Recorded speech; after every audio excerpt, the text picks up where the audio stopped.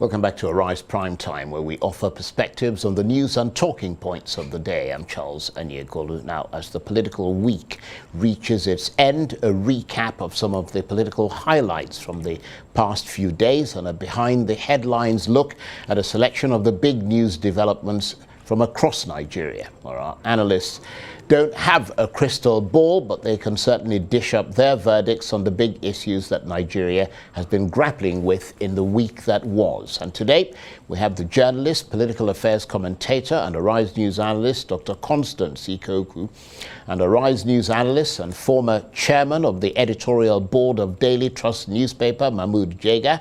And also joining us from our off-site studio is the legislative and policy expert, Chibuzo Okereke. Thank you very much indeed to all of you for joining us. And since you're the legislative expert, Chibuzo, let me come to you first. Given that these issues of zoning in the APC grappling with over the leadership of the National Assembly, do you see the party's preferred candidates still being able to muster the support to lead the legislature when that vote comes up in June, bearing in mind that you obviously don't have a crystal ball? Thank you, and good evening, Nigerians. I think that what we need to establish here is that party politics and parliamentary politics are interwoven. First, you know that the members elect and senators elect were sponsored. I'm really sorry, Chibuzo, but your microphone is making some awful crackling noises. It's either rubbing against your shirt or the battery is a bit low. We'll fix that in a minute and we'll come back to you. But let me come to you, Mahmood Jega, with that same question. Given those issues that the APC is grappling with over the leadership of the National Assembly, do you see the party's preferred candidate still being able to muster the support to lead the legislature?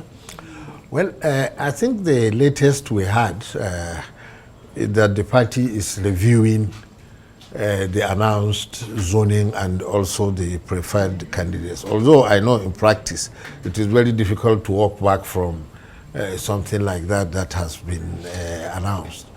But personally, I thought the party made a mistake in not only zoning positions to geopolitical zones, which is okay, that has been the tradition in Nigerian politics since the Second Republic, but going all out to say this is the anointed candidate, and that is what has brought all this problem. Well, the party still has many aces up its sleeve. For example, the guest that you had from Toro, what you were saying about forming an organization across party lines. You know, to a Nigerian political party, that is a classic case of anti-party activity. You know, it's like how do soldiers put it, with the enemy?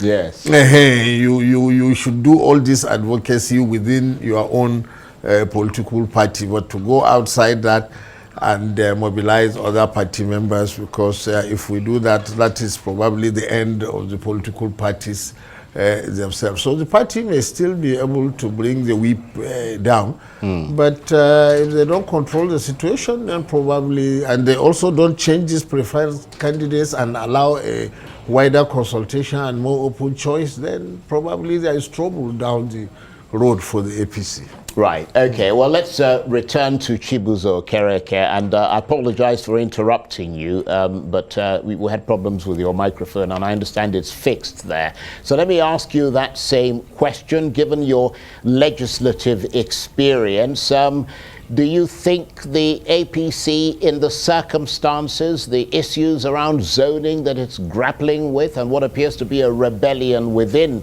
the party, that it can still those preferred candidates that it's chosen can still muster enough support to lead the National Assembly? Okay, thank you, and good evening, Nigerians. I was explaining to you earlier that party politics and parliamentary politics are interwoven. The members elect and senators elect were actually sponsored by different political parties. And the majority party, the APC, has right to strategize on how to take the leadership of the House or Senate, bearing in mind that the Constitution in Section 50 did not prefer any political party to actually emerge, except those with the majority vote. And the simple majority in the House of Rep, for instance, is 181 votes. I'll take you back to what happened in the U.S. Congress that was just inaugurated. Kevin McCarthy of the Republican Party had a small caucus called the Freedom Caucus that simply did not accept him as the candidate of the party for speakership. And they made certain demands and refused to vote for him. And the election got on for 15 rounds before he made certain concessions, like bringing down the consideration for nomination of impeachment of speaker, motion for impeachment of the speaker, cutting down costs on spending for the office of the speaker, and also other considerations that he made. So those that are against the zoning arrangement of the APC are not actually rebellious, because in a presidentialism, there is complete separation of power, and the Constitution has given the mandate to elect from among themselves the responsibility of who will be the next speaker or otherwise. So what is going on is parliamentary politics. So it's a game of number. It's about the caucuses, reinforcing themselves and being formidable and making demands and also getting their own numbers, because the Constitution must be respected and the standing order of the House and the Senate also must be respected. So if the party picks an unpopular candidate, I have seen it in the past. In the 7th Assembly, the PDP nominated Honorable Milikata Akimbola from the Southwest. And then the members revolted and formed different caucuses and interest groups and gone on to elect Speaker Aminu Tamboa. In the 8th Assembly, we saw the party preferred candidate losing out to Yakubu Dogara that emerged from a coalition of caucuses that preferred that. The same thing happened in the Senate. So I think that the party has enough history and records to also follow through and ensure that they consult widely. So, but the party has not committed any crime in announcing their preferred candidate as a strategy to control the leadership of the House. It's now left for those who do not accept that particular choice to form their own alliances and caucuses to fight and overcome that arrangement. Because on the day of the election, the party will not be there to vote. The Constitution in Section 50 said only elected members will elect their from among themselves who will be the Speaker or the President of the Senate. Right. Well, obviously the APC has said that it's very cognizant and sensitive to the feelings of its members and that it will try to do something about this. But let me come to you, Dr. Constance Ikokwu. I apologize, it's taken a bit of time. I think you missed a turn there, actually, because we had to return to Chibuza because his microphone let us down. So we'll try and correct that. But, I mean, how destabilizing is this type of, if you like, political rebellion for the APC, and particularly for the incoming president-elect, Bola Tinubu? I mean, how submerged are they by all this? I mean, bearing in mind the points that Chibuza made about democracy and also that Mahmoud Jega made earlier. The National Assembly members are used to this. These are not kids. The party cannot be toying with them. These are grown men that are very ambitious, for that matter. A lot of them have been in that chamber, both chambers, the Senate and the legislature and the lower house. They know what they are doing. A lot of them have plotted their plans and their future, and it's difficult to destabilize them. For the party, yes, it's a bit destabilizing, but they're working on it. I hear that the vice president-elect met with some members of the lower chamber, and then the current president of the Senate also gave a statement. Some members went to see him to protest. and he listened to them, and he said, yes, the party is wrong. He accepted responsibility for what happened. The point to them is, yes, zoning is not a problem, but we do not want you to force a particular candidate on us. So they're talking, they're discussing. It's a bargain, it's a deal, it's a give and take. It's politics, it's horse trading, it's what's going to happen. But I want to comment on what the gentleman that you interviewed talked about. Yeah, Ismail Dabo. Yes, yes. I mean, he was speaking from both sides of the mouth, because when he says that it's about zoning, when you look at, it shouldn't be going back, you should look at today. This is where we're talking about today and the future. When you look at the zoning arrangement that has been published, so the South has the Senate President, and then the Northwest Deputy Senate President, and then Northwest again, Speakership, and then you have the Southeast for the Deputy Speakership. I mean, that's not balanced, because someone like Idris Wase, who comes from the North Central Zone, has already said, you completely left us out. Why should the Northwest region have 2 seats? So you should definitely balance that out. So, and then he talks about the president-elect being a true Democrat. Some people would disagree with him. But the other good point he made is that political associates close to the president-elect are really the ones projecting particular candidates. And because the members know this, that's why they're really up in arms fighting against the party and saying, you know what, you cannot have your way. And on June 13, which is the day that they would vote for the principal members of the National Assembly, all these things have to be resolved. If not, the party will be flawed. Yeah, that's a very good point. And Mahmoud Jega, clearly there is no resolution yet. We saw pictures there of another caucus, different from Ismail Dabo's caucus. Those are the pictures. They're meeting the vice president-elect this evening. But as I said, no resolution yet, a lot of complexity there, and a lot of potential disruption to what the APC would have wanted, which is all its troops falling in line and a more orderly election and handover at the National Assembly. Well, you're asking me? The problem is that with politicians, you see, when politicians sit down to share offices after the election, it's not like a neutral person from afar sees it, that this is the just and fair thing to do. For politicians, the most important thing is what you brought to the table. How many votes you brought in the election, maybe financial contribution and other types of contribution. That is what usually beclouds the judgment.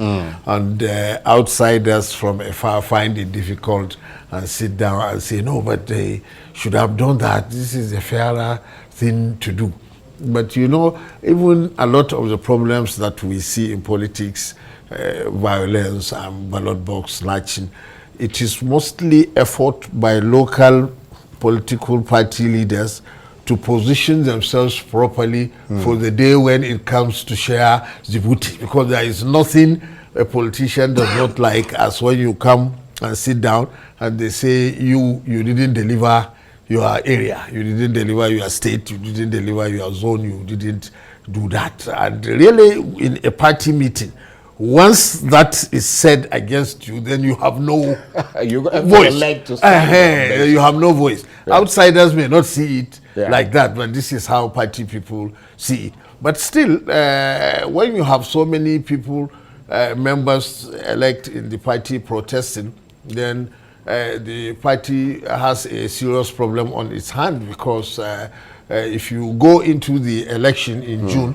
like this, then possibly you could have what happened in 2011 when some party members align with members of another party and get elected, maybe like Amin Waziri Tambol became speaker in 2011, and also how Senator Bukola Saraki became Senate president in 2015. So the party has to work and patch up those differences. Yeah, that's a good point. But let's leave that there as we watch the developments unfolding. Let me come to you, Chibuzo Okereke. We're going to shift gears now because the president-elect Bola Tinubu has jetted off to Europe to, we're told, woo foreign investors. His critics say he is sick and has gone for the second part of the treatment he started in France in March. Neither side has provided any evidence to support their claim, so who should we believe? Well, I think that the challenge we are facing is actually the lack of legal framework that support presidential transitions in Nigeria. Unfortunately, that bill came up, but was not assented to. Today, the President had signed Executive Order 14 on presidential transition, but we don't even know the details of that executive order except for the transition council members that were announced. So in other claims, what the president-elect should be doing at this time is being in the country, conducting reviews, holding transition meetings, interviewing the next cabinet members and other senior officials of government, and I think that he can actually stay anywhere in the country to do this. So, and unfortunately, we have had the tradition, of course, coming from an administration that has not made the public communication, a priority. We have had a tradition where non-disclosure of public officers' movement and activities have become a norm in the country, and that is worrisome. And when people seek public office, you have to know that you have become public property, and responsibility accounting is placed on you for Nigerians to actually have in details what you are doing. When we have not conducted cohesive transition process that ensures that government can hit the ground running from May 29, there is no point holding meetings to woo foreign investors. But also that shows the influence of the metropolitan states in our country. It just suggests that if foreigners do not endorse our president or attend the inauguration massively, the country, cannot move forward. And this type of psychology is something that we need to change. And I think that since the president-elect team are not coming in clear terms with what this movement is about, just days to transition, the people are allowed to speculate. And of course, we have to believe the people until there is full disclosure about what this movement, because since he traveled, we have not seen pictures of this foreign engagement and what have you anywhere abroad where he has been. Yeah.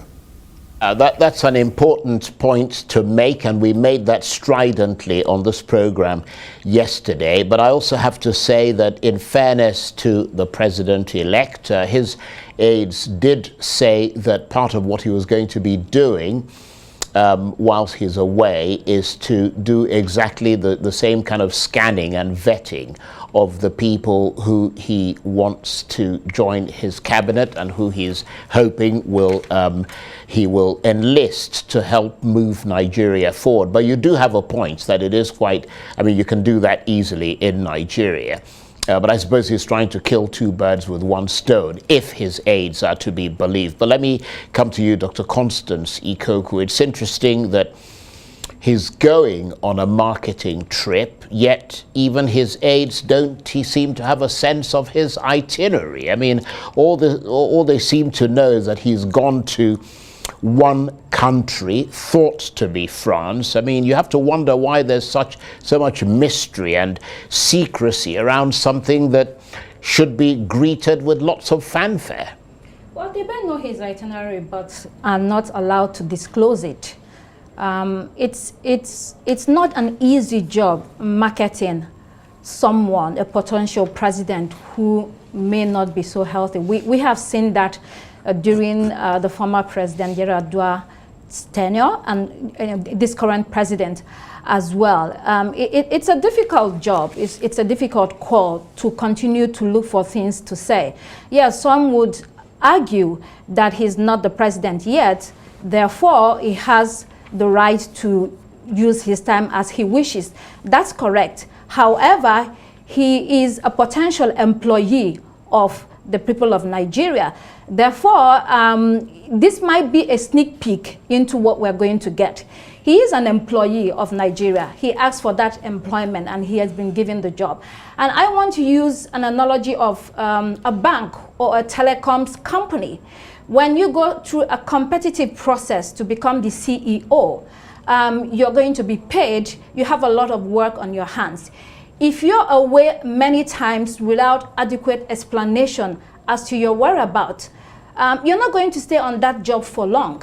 And because this has happened in the past, Nigerians have every right to ask questions. They are concerned, rightly so, because we have a country that needs great attention from the top to the bottom. So people are scared that this man might not be in the best position or best state of health to handle everything. Yes, he hasn't declared his health status.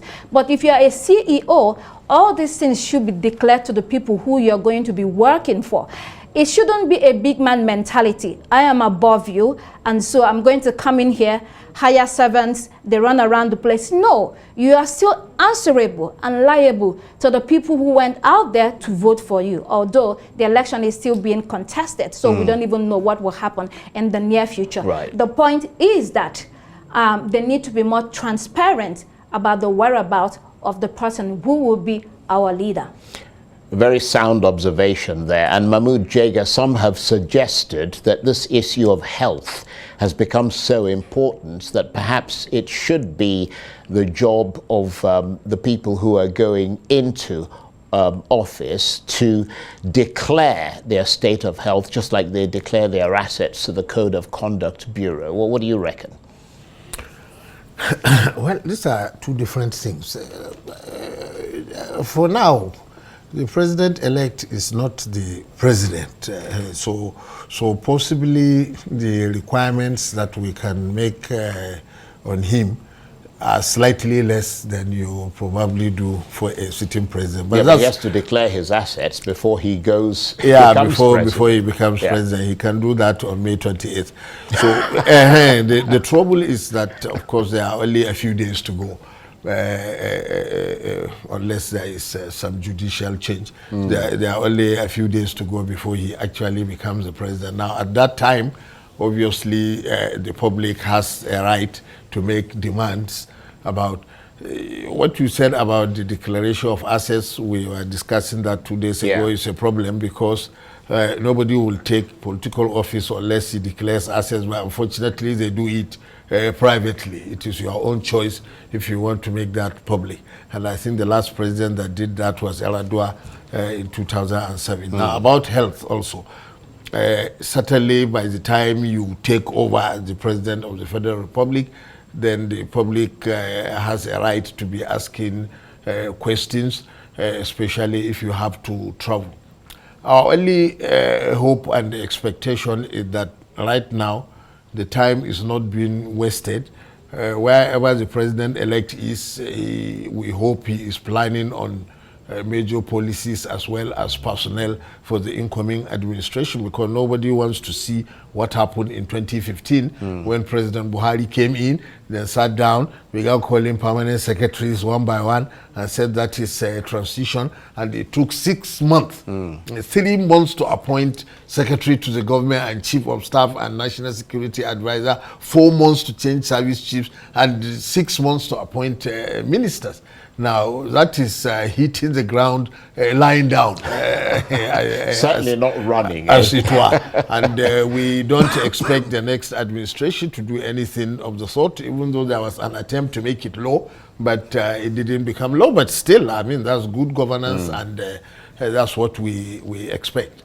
Right, okay. And I did say, Dr. Constance Ikokwu, that we would try and correct that gap where we skipped over twice to to Chibuzo Okereke. These are the dying moments of the program, I'm afraid. So let me ask you this question and shift gears away from what we're talking about a moment ago, but staying with the president-elect. The Director General of the P2B Campaign Council, Akin Oshuntakun, has written a very interesting article on the back page of This Day newspaper, one of his Dialogue with Nigeria series, where he talks about Bola Tinubu's recent trip to Port Harcourt, his reference in a speech to the corruption in the judiciary, which he attributed to the squalor that judges live in. That's Tinubu who made that attribution. Saying that we must fight that squalor. Mr. Shuntakun suggesting that it was pretty audacious of Mr. Tinubu to speak like that, and some have interpreted it as Tinubu trying to influence the judiciary. What's your interpretation of that? Well, the president-elect's argument or observation is correct in that most judges are not well paid. Not only judges, I think the entire civil service, they don't have or they don't earn living wages. Yeah. Apart from the civil service, a majority of Nigerians... And we've got about a minute left, so just make it brief. A majority of Nigerians do not earn living wages, so that has to be corrected. But you have to create wealth within the country before you can do that. But that coming from a president-elect like Bola Ahmed Tinubu, to some people may be laughable.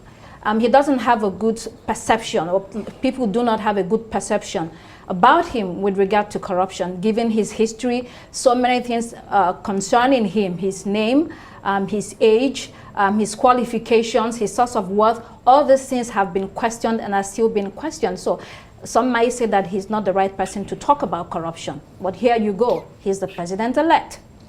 And on that note, I want to thank you very much indeed, Dr. Constance Ikokwu, who's a journalist, political affairs commentator and a Rise News analyst, and Mahmood Jega, who's a Rise News analyst and former chairman of the editorial board of Daily Trust newspaper, and also the legislative and policy expert Chibuzo Okereke. Thank you very much indeed. That's it for this edition of Arise Prime Time. Join us again next week.